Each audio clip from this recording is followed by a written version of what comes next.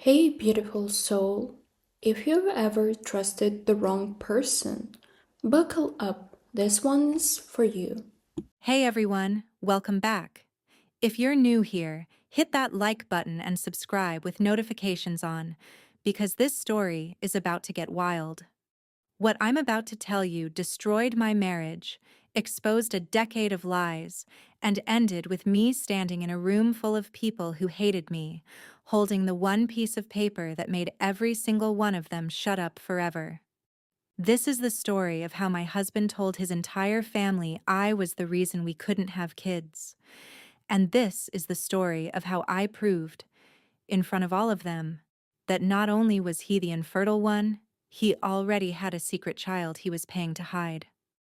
My name is Claire, and I was married to Derek for 4 years before I realized I didn't know a single true thing about him.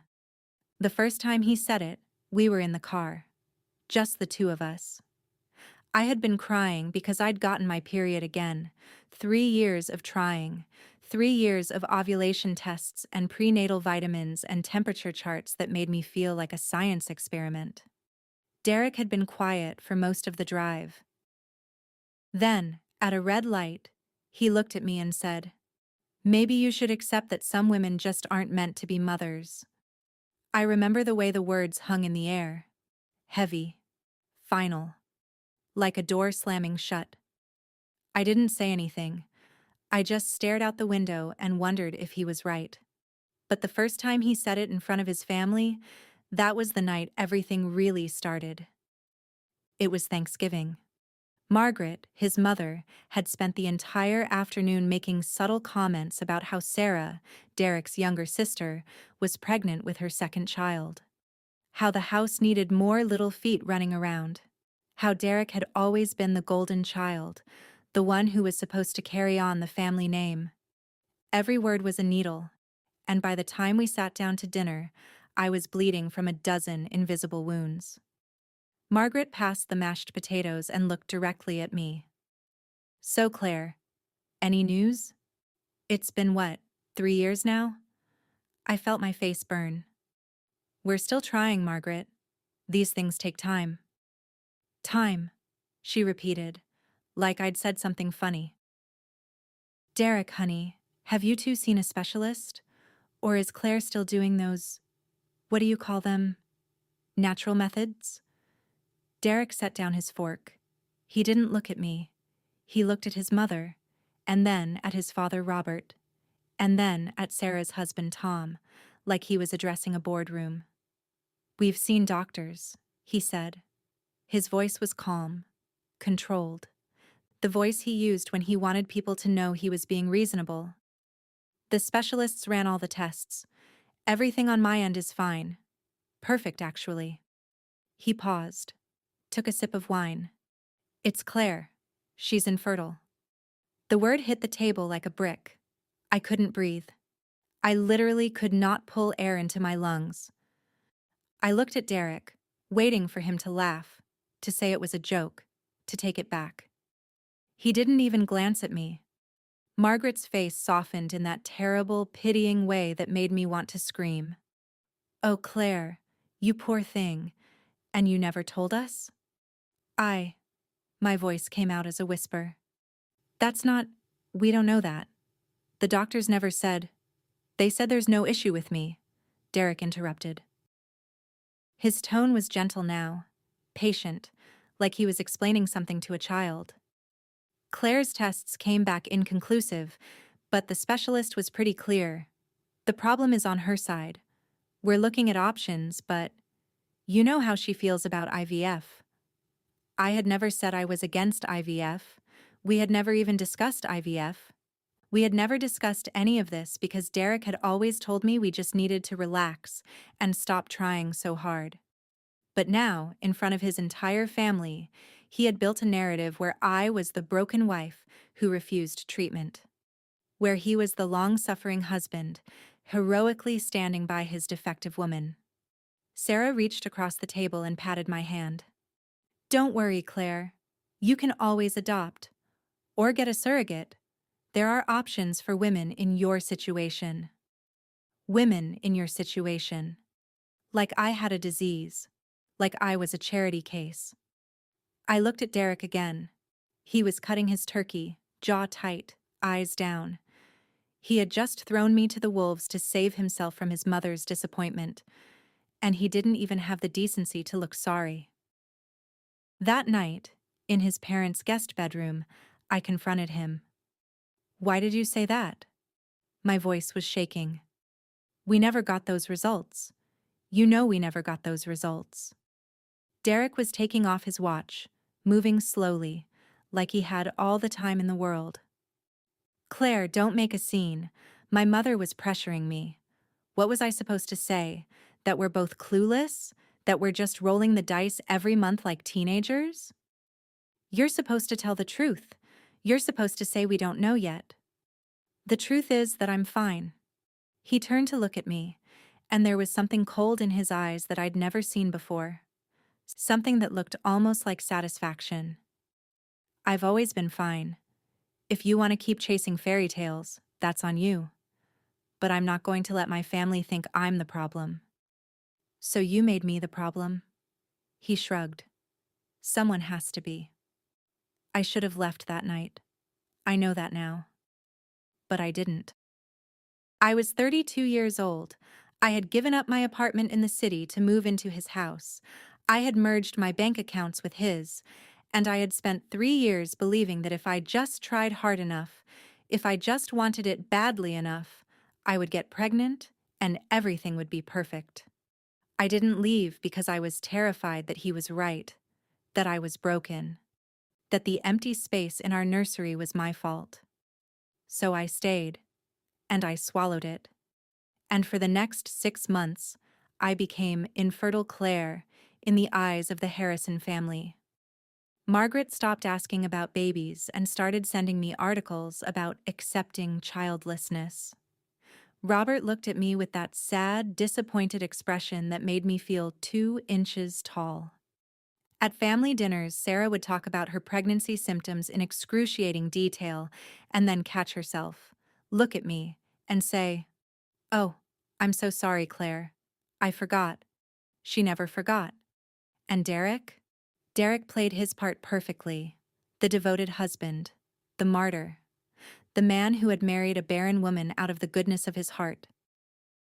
I watched him soak up their sympathy, their admiration, their praise for his loyalty. And I started to hate him. But I still didn't leave. Not until I found the receipt. It was a Saturday morning in March. Derek was at the gym, at least. That's what he told me. I was cleaning out his home office because he had complained that he couldn't find his tax documents, and I was still desperate enough to want his approval. I was sorting through a drawer of junk when I found it.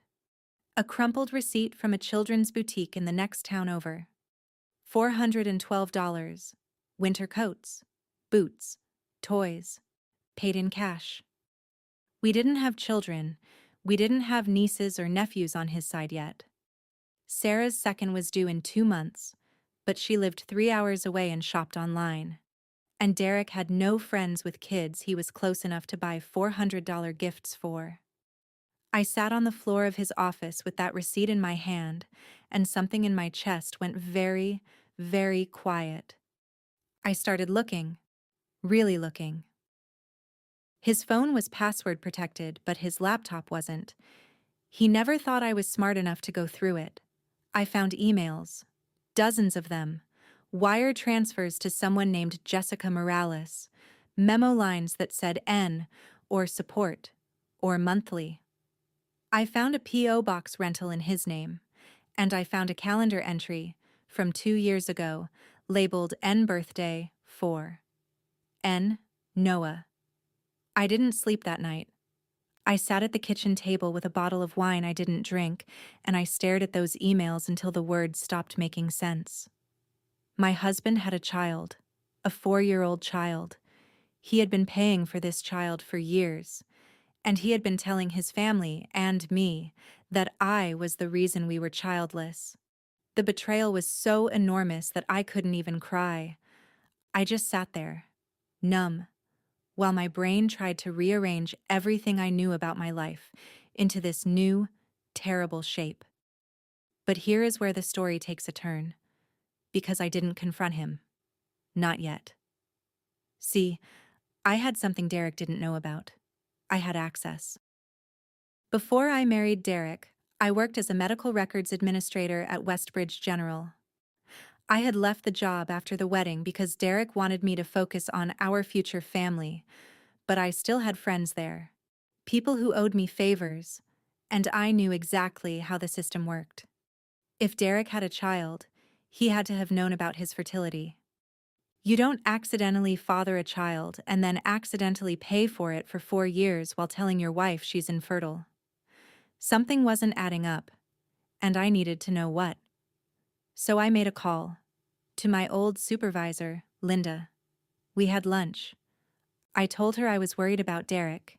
He had been distant. I was concerned about his health.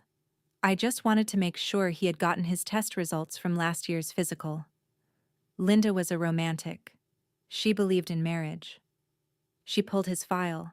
What she told me over the phone 2 days later changed everything. Claire, honey, are you sitting down?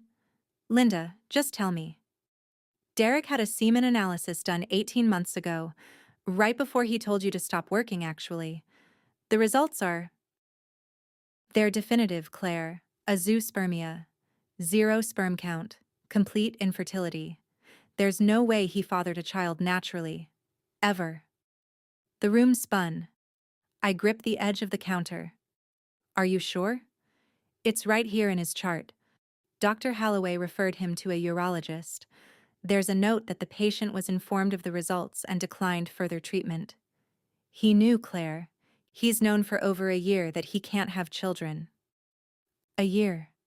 He had known for a year that he was completely infertile. And in that year, he had told his mother I was barren. He had let his father look at me with pity. He had let his sister treat me like a broken doll. He had watched me cry every month when my period came, and he had held me and said, "It's okay, we'll keep trying," all while knowing it was impossible. And the child. Noah. If Derek was sterile, then Noah wasn't his. But he was paying for him, hiding him, protecting him. I needed to know why. What happened next is something I'm not entirely proud of, but I don't regret it either. I hired a private investigator. I used the money from my secret savings account, the one Derek didn't know about, the one I'd kept from my grandmother's inheritance. I gave the PI Jessica Morales' name and the address from the wire transfers, and I told him to find out everything. It took him 3 weeks. 3 weeks of me playing the role of oblivious, sad, infertile Claire. 3 weeks of family dinners where I smiled while Margaret talked about Sarah's new baby. 3 weeks of Derek touching my shoulder and saying, "Maybe we should look into adoption, babe. I hear there are lots of kids who need homes," while I imagined strangling him with his own tie. The PI called me on a Tuesday. "Mrs. Harrison, you need to see what I found. In person." We met in a parking garage. He gave me a manila envelope. Inside were photographs, documents, and a USB drive. Jessica Morales had been Derek's girlfriend in college. They had dated for 2 years. She had gotten pregnant right after graduation. Derek had dumped her, paid for her to move to another state, and had been sending her money ever since. But here was the kicker. The PI had found the original paternity test. Derek had demanded one when Jessica told him she was pregnant. The test had come back inconclusive, low probability, but not excluded. Derek had interpreted that as maybe and had been paying hush money for 4 years to keep her quiet, to keep the maybe from becoming a scandal that would ruin his reputation with his conservative family. But the medical records changed everything. Derek wasn't a maybe. Derek was a never. He was sterile, had been for years, probably his whole adult life. The paternity test had been a fluke, a statistical ghost. Noah wasn't his son, and Derek had been throwing away thousands of dollars and destroying my life to protect a lie that wasn't even true. I went home that night and I sat in the dark for hours. I thought about confronting him. I thought about leaving. I thought about calling Jessica and telling her the truth, that her meal ticket was based on a medical impossibility. But then I thought about Thanksgiving. I thought about the way Derek had looked at his mother and said, "It's Claire. She's infertile."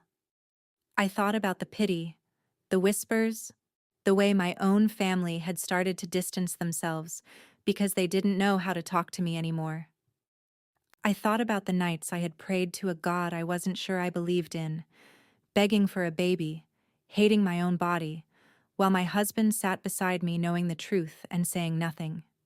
And I decided that Claire, the Claire who cried and apologized and accepted blame, that Claire was dead. I was going to bury her, and I was going to bury Derek with her. The Harrison family had a tradition. Every Easter, they threw a massive dinner party. 50 people. Family, friends, business associates. It was the social event of their year, and Margaret had been planning it for months. Derek had mentioned it a dozen times, complaining about the guest list, bragging about the new suit he was going to wear. It was 3 weeks away. I had 3 weeks to plan the end of my husband's life as he knew it. I started with Jessica. I found her number through the PI and I called her. She was suspicious at first, hostile.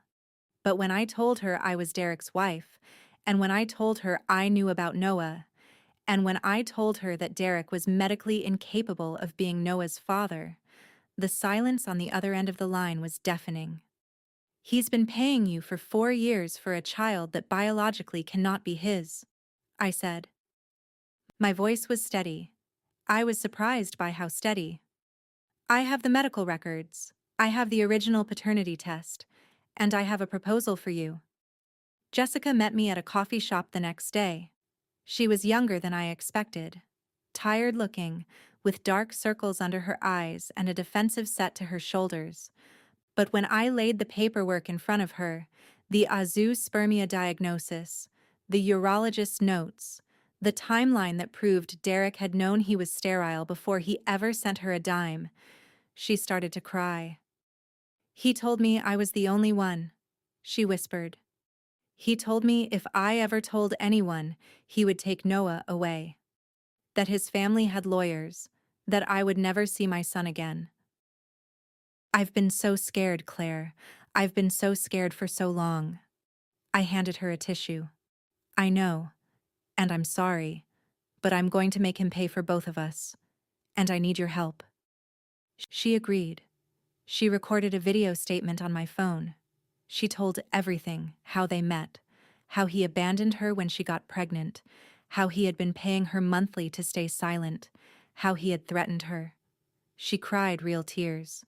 She held up the old paternity test and said, "I thought maybe he was the father. I really did. But if he's sterile, then Noah isn't his. And he made me hide my son like a dirty secret for nothing." I had the video. I had the medical records. I had the wire transfer statements. I had the receipt from the children's boutique. I had enough evidence to destroy Derek Harrison in front of everyone he had ever cared about impressing. But I wanted more. I wanted him to feel what I had felt. I wanted him to stand in a room full of people who loved him and watch their love turn to ash. So I kept playing the part. For 3 weeks, I was the perfect wife. I cooked Derek's favorite meals. I laughed at his jokes. I let him hold me at night and tell me about his day at work. And every time he touched me, I imagined how small he was going to feel when I was done with him. I recorded our conversations. I got him to admit, on tape, that he had told his mother I was infertile. That he had let his family believe it was my fault. That he had to protect his reputation. "You're not really mad about that, are you, babe?" he said one night, drunk on whiskey, sprawled on the couch. "It's just easier this way. Women are supposed to handle the emotional stuff. I can't have my mother thinking I'm, you know, less of a man." I smiled into my wineglass. "Of course not, honey. I understand." The night before the Easter party, I didn't sleep. I laid out my evidence like a general preparing for battle. I made copies. I put everything on a USB drive. I prepared a slideshow. And I bought a dress. Red, tight. Nothing like the soft pastels Margaret always suggested I wear. I was going to that party looking like a woman who had already won. The Harrison Easter dinner was held at the country club. Crystal chandeliers, white tablecloths, a string quartet in the corner. 50 guests in suits and cocktail dresses, drinking champagne and talking about stock portfolios and summer homes. Margaret was in her element, holding court by the bar, wearing pearls that cost more than my car. Derek was networking. He always networked at these things, shaking hands with his father's business associates, flashing that perfect smile, playing the role of the successful, handsome, devoted young husband. I watched him from across the room, and I felt nothing but cold, clean resolve. Dinner was served, speeches were made.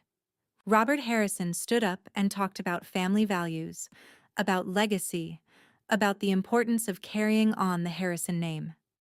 He looked at Derek with such pride, such certainty, that his son would give him grandchildren to inherit the empire he had built. I waited until dessert. Margaret had just stood to make her annual toast, something saccharine about love and loyalty, when I pushed back my chair.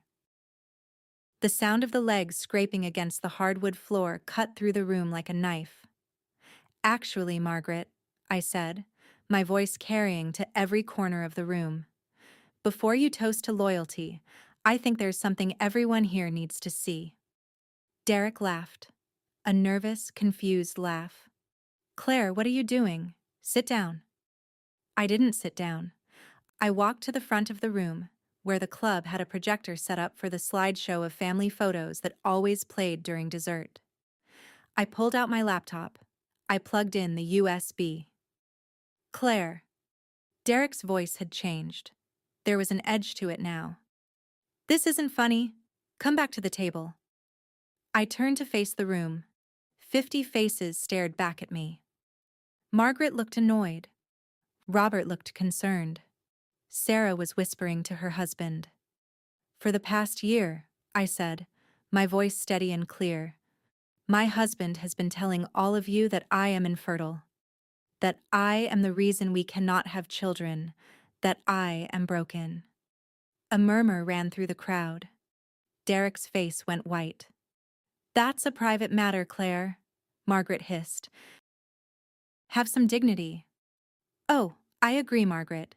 It is a private matter, which is why it's so strange that Derek chose to make it public at every single family gathering." I clicked the remote. The first slide appeared on the screen behind me. Derek's medical records, the azoospermia diagnosis, the urologist's report. "These are my husband's medical records. 18 months ago, he was diagnosed with a complete absence of sperm. 0 count. He is medically, biologically, permanently infertile. He has known this for a year and a half, and he has been blaming me for every single day of it." The room erupted. Gasps, shouts. Robert stood up so fast his chair fell over. "What is this? Derek, what is she talking about?" Derek was on his feet now, moving toward me. "Claire, stop this. Those are fake. She's unhinged. She's..." "Fake?" I clicked again. The next slide was a recording of Derek's voice, played over the speakers. His own words, from our living room, 2 weeks ago. "It's just easier this way. Women are supposed to handle the emotional stuff. I can't have my mother thinking I'm less of a man." Derek froze. The color drained from his face until he looked like a corpse. But I wasn't done. "You all think you know my husband," I continued, my voice rising. "You think he's loyal. You think he's honest. You think he's the victim of his barren wife. But Derek isn't just a liar. He's also a father." Another click. The screen filled with a photograph of a little boy, dark hair, Derek's eyes, holding a birthday cake with 4 candles. "This is Noah," I said. He is 4 years old. Derek has been paying his mother, Jessica Morales, thousands of dollars a month for 4 years to keep him hidden, to keep him a secret, to protect the Harrison family name. Margaret made a sound like a wounded animal. No, no, that's not, Derek. Tell me that's not true. Derek was shaking his head, backing away. It's not, I don't. She's lying, Mom. She's crazy. Am I? I clicked again. Jessica's face filled the screen, her video statement, her tears, her testimony. The room went silent as she spoke, every word a nail in Derek's coffin. She held up the old paternity test. She explained the threats. She explained the payments. And then she said the words I had been waiting to hear. If Derek is sterile, then Noah isn't even his.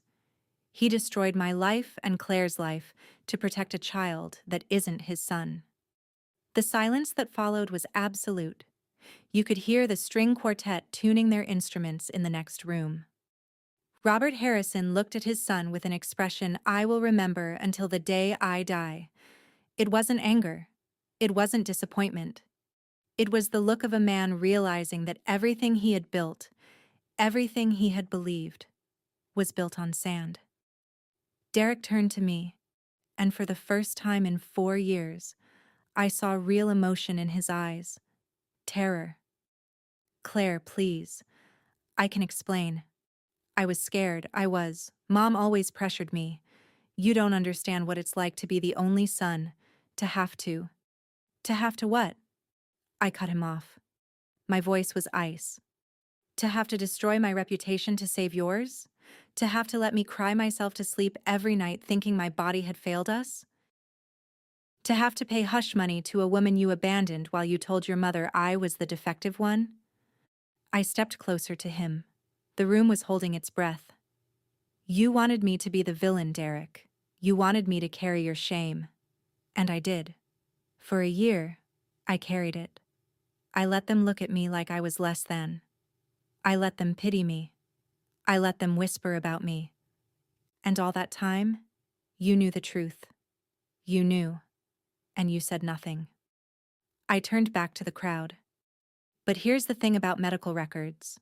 They don't lie. They don't protect reputations. They just tell the truth. And the truth is that Derek Harrison is not the man you think he is. He is a coward. He is a fraud. And he is the only reason this family doesn't have grandchildren. I unplugged the laptop. I closed it. I picked up my purse. Claire, Robert said, his voice rough. Claire, wait. Where are you going? I looked at the man who had been my father-in-law, who had never defended me, who had let his wife torment me for years. I'm going home, Robert, to my apartment. The one I kept in my name because something in me never trusted your son. I'm going to file for divorce. And I'm going to take half of everything Derek owns because in this state, infidelity isn't just about sex. It's about fraud. And your son committed fraud against me every day of our marriage. I walked past Derek. He reached for my arm. Claire, don't do this. I love you. I made mistakes, but I love you. I looked at his hand on my wrist. Then I looked at his face. You don't love me, Derek. You loved having someone to blame. And now, you don't have that anymore. I left him standing there. I walked through the country club, past the string quartet, past the champagne glasses and the white tablecloths, and the empire of lies. I didn't look back. The divorce was finalized 4 months later. Derek tried to fight it. He tried to claim I had invaded his privacy by accessing his medical records. My lawyer, paid for with the last of my grandmother's money, and then supplemented by the settlement, argued that I had been the victim of marital fraud. The judge agreed. I got the house. I got half his investments. I got my dignity back. Jessica stopped taking Derek's money. She filed for child support from Noah's real father, a man she had dated briefly after Derek, who had no idea he had a son. The paternity test confirmed it. Derek's 4-year delusion collapsed entirely. He wasn't a father. He never had been. He had destroyed 2 women's lives for a fantasy. Margaret Harrison had a breakdown. The scandal hit their social circle like a bomb. Robert cut Derek out of the family business. Sarah stopped speaking to him. Last I heard, he had moved to another state, working a mid-level sales job, living in an apartment he could barely afford. As for me, I sold the house. I took the money and I traveled. I went to places I had always wanted to see: Rome, Tokyo, Bali. I ate meals I didn't cook for anyone else. I slept in beds that didn't smell like Derek's cologne. And slowly, piece by piece, I remembered who I was before I became Infertile Claire. I started writing. I started a blog about reproductive health and emotional abuse, about the way society blames women for fertility issues while giving men a free pass. It grew. Women wrote to me from all over the world, telling me their stories, thanking me for speaking the truth. I built a community. I built a life. And 2 years after I walked out of that country club, I met someone. His name is David. He's a photographer. He has kind eyes and he laughs at my jokes. And he never, not once, made me feel like my worth was tied to my ability to have children. We're not trying to get pregnant. We're not trying either. We're just living. And whatever happens, I know this: I will never again let a man make me the villain for his own secrets. I will never again apologize for someone else's lies. And I will never, ever forget that the truth is always in the details. Sometimes it's just hidden in a medical record that a coward was too afraid to show. So that's my story. If you're going through something like this, if someone is making you feel small, broken, or blamed for things that aren't your fault, listen to me. Check the facts. Trust your gut. And never be afraid to walk into a room full of people who doubt you and show them the proof. Because the truth doesn't need volume. It just needs a screen big enough for everyone to see. Thanks for listening. If this resonated with you, hit that like button. Subscribe. Share it with someone who needs to hear it. And remember, you are not broken. You are just surrounded by people too weak to admit the truth. See you in the next one.